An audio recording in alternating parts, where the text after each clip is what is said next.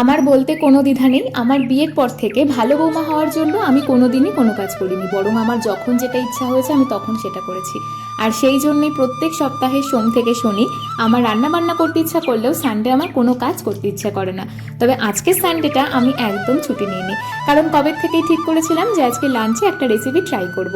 সকাল সকাল যিশুকে বাজারে পাঠিয়ে দিয়েছিলাম, আর আমি নিজেও সকাল সকাল ঘুম থেকে উঠে ফ্রেশ হয়ে ডিটক্স ওয়াটার খেয়ে আমার ঘরের বিছানাটা ভালো করে গুছিয়ে এখন চলে আসলাম রান্নাঘরে। ও তার আগে বলে নিই, আমরা কয়েকদিন আগে যে নতুন গাড়িটা কিনেছি সেই গাড়িটা আজকে সার্ভিসিংয়ে নিয়ে যাওয়ার ছিল, তাই আমার বাবাও এসেছিল আর যিশুও বেরিয়ে গেল।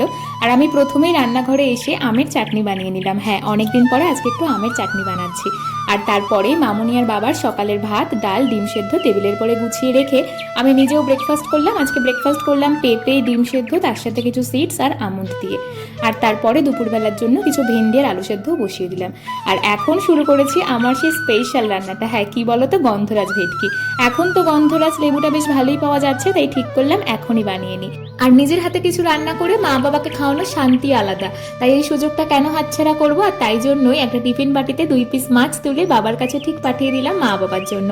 আর তারপরে আজকে একটা ফেস প্যাক ইউজ করেছিলাম। হ্যাঁ, যেহেতু সানডে আমার নিজেকে প্যাম্পার করারও ডে। আর তারপর স্নান করে ঠাকুরকে পুজো দিয়ে ব্যাস আজকের শর্টস আপাতত এইটুকুই। সবাই ভালো থেকেও সুস্থ থেকেও, দেখা হবে নেক্সট ভিডিওতে। Till then tata.